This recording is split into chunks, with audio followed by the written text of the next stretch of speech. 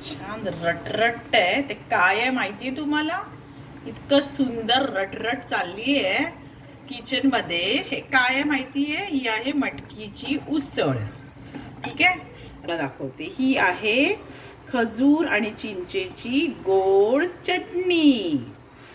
आणि इथे बनतो आहे छानपैकी रगडा.